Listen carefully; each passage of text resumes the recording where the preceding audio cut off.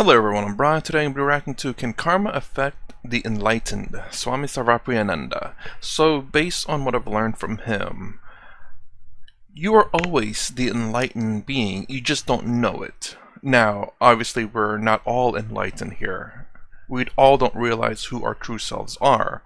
But from what I understood from what he said, that once you've realized, you always will be. So can karma affect the enlightened? I would say no, as far as I've learned so far, but let's see what he has to say. Actually, what I learned from him too. I don't know if anyone else has talked about... If a person becomes enlightened, do the laws of karma apply to that person? Or do the three gunas, sattvic, rajasic, tamasic, have an effect on that person? The straight answer is no. The straight answer is no. But why? That person goes beyond karma. As Vivekananda said, far beyond name and form is Atman ever free, untouched. In fact, Advaita Vedanta says, even before enlightenment, right now, your real self, the real you, is completely untouched by this world. But you don't know it.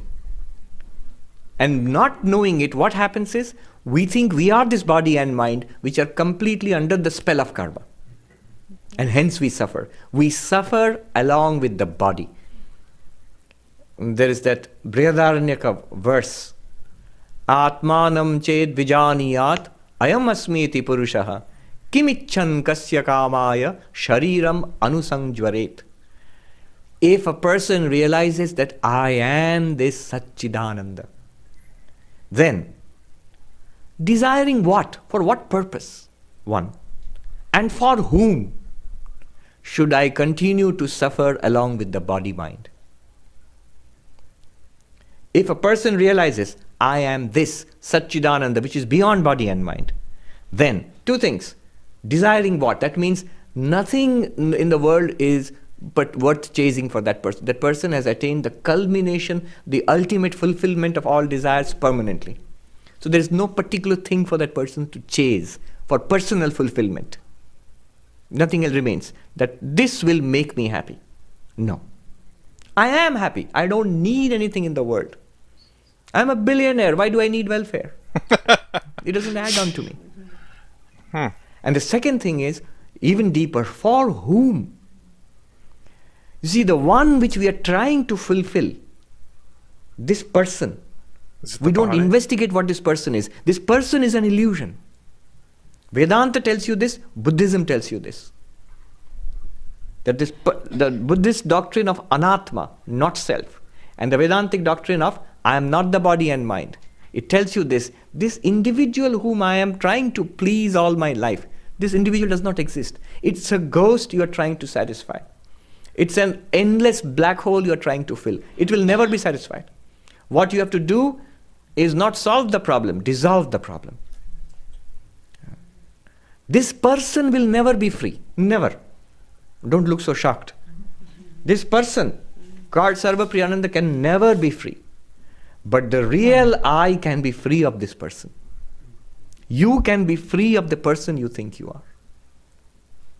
Okay, so this is a direct answer to you that the three gunas, sattva, rajas, tamas, dark, dull, lazy, destructive, tamasic, that personality has no effect on the Satchidananda right there. Rajasic, a person who is restless, active, dynamic, wants this, wants that, loves, hates, fights in the world, troublesome to oneself and to others, Rajasic. That personality has no effect on the self, Satchidananda, which you are. And a calm, serene, spiritual, holy personality, Sattvic. That person also has no effect on the self, Satchidananda. And when these three gunas rotate, tamas develops into rajas, and rajas stabilizes into sattva. Sattva degenerates back into tamas. When it rotates, you remain unaffected as Satchidananda. So this is a direct answer, but there's as you can think, there's an indirect answer lurking in the somewhere. That's interesting. I would have. That's kind of weird. I mean, everything you go unaffected. That's interesting. I understand the first two levels, which is I'm still not too familiar with the three gunas. I believe that's how it's pronounced. I know there's the bad one, there's the middle one, and there's the higher one. You want to get to the higher one, but eventually you want to get rid of all of them. Although, I guess I thought that the higher one was the place to be, but I guess even that you want to get rid of. Again, I think I watched 1 or 2 videos of that, and it went on briefly. I understand the basics, which is the bad, which is the lower one. It's like lazy, destructive, I believe. Again, don't quite remember. Then there's the middle one, which is it's not bad nor is it good. And then the upper one, if I barely remember it because it's like once or twice that I've heard, and I've heard a lot of the other things.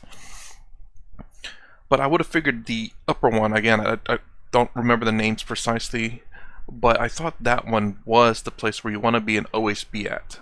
But if I'm understanding him correctly, not even that affects you. You don't even want to be there. You don't want to be in any of the gunas. So basically, you want to be above all that. And probably, I was thinking of the yogas, the karma, raja, jnana, and bhakti. Do you want to be above those two? I know he teaches the fact that you want to have all 4. It's best to have all 4, but some people have a combination of 2 or just follow one. Follow either bhakti yoga, karma yoga, or jnana yoga, knowledge, action, or devotion. But you have to have those 3 first to obtain the final one, the raja yoga, meditation. And his teacher, Swami Vivekananda, I believe, if I said his name correctly, you need all. It's best to have all 4. But so far, it doesn't say that you need to get rid or be above the yogas. You need to have them. The indirect answer is this. If you observe from outside, that person seems to be affected. Mm-hmm. The enlightened person seems to be affected. Wait. The enlightened person seems to be affected? The effects of karma will play out on the body-mind. Yes. So the person may get sickness. The unpleasant things may happen to that person. What was to happen according to prarabdha karma will continue to happen. You can't stop it. Yeah, okay. Huh. Interesting. Can the enlightened person stop it? No. The enlightened person can't stop it. But the enlightened person has the option of, why should I suffer along with the body-mind?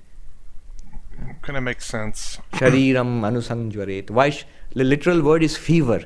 Why should I continue to be fevered along with the fevered existence of this body-mind? I get it. So let me see if I can summarize it, and let me know if I got it right or wrong, if you want. So basically, if you are able to separate yourself from your karma, your bhakti, and your jnana, basically what Osho was saying about separation from your actions, your emotions, and then your thoughts, when you're able to observe it like a third person, I suppose, where you can see the body in action, but see yourself as separate from the action. See yourself separate as your emotion, and see yourself separate from your thoughts. Able to separate yourself from your body, essentially. Then you can basically observe karma action. I don't know if karma seems to be action. Is there such thing as like jnana? And perhaps bhakti? Or is karma the only thing that follows you through life? Knowledge and I guess it doesn't make sense there's such thing as a bhakti and a jnana, because actions has an opposite action as well. What you do in the world has an opposite reaction. So bhakti doesn't really have necessarily an action in the world. It's more of bhakti is more of the practice of action, I believe. How you devote yourself to the karma that you're doing. Jnana, knowledge. Obtaining knowledge doesn't really affect the outside world unless you act upon your karma. So if you can obtain as much knowledge as you want without any effects on the outside world, but to have an effect on the outside world, you need to have karma, your karma yoga, karma actions. So that's the reason why karma goes through, has an effect throughout your entire life. Okay.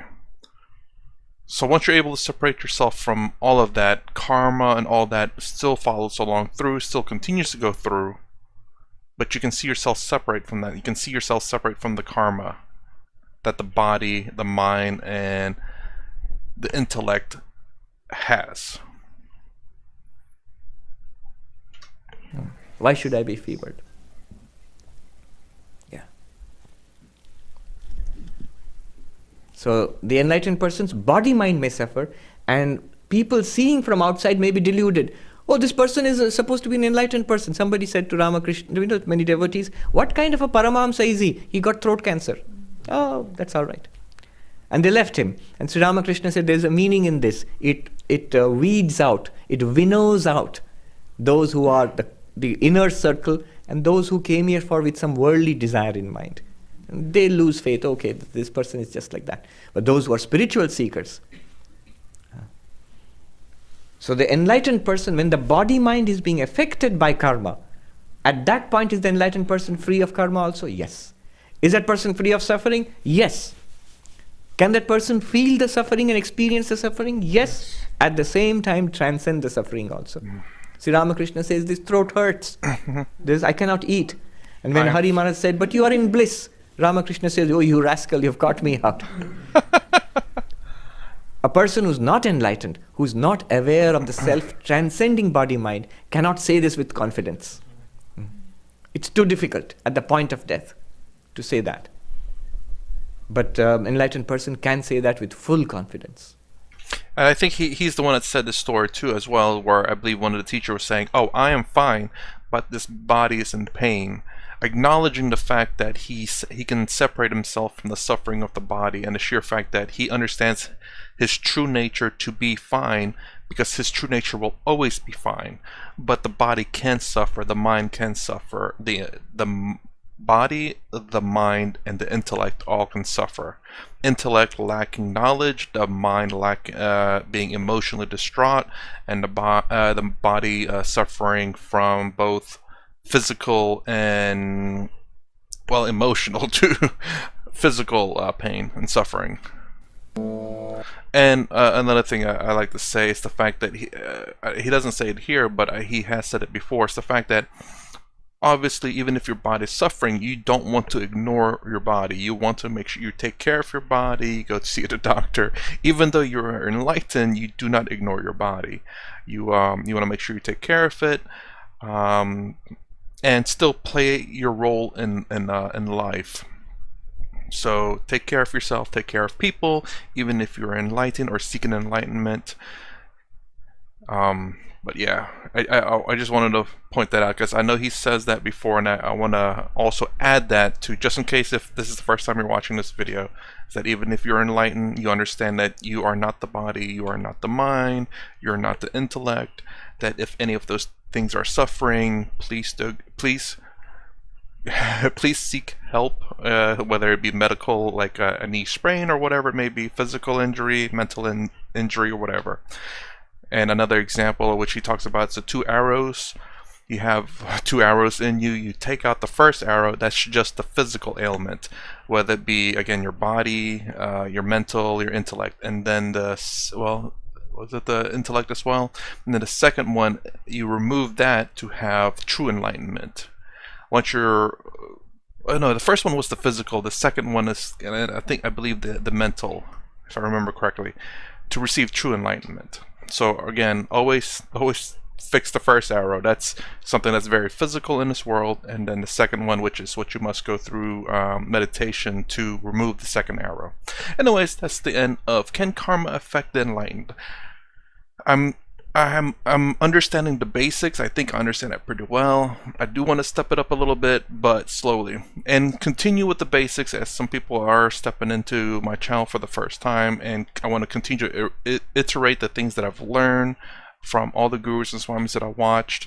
So anyways, that's the end of this. If you like my content, please consider subscribing, thumbs up, thumbs down below. Thanks for watching. I'll see you in the next vid.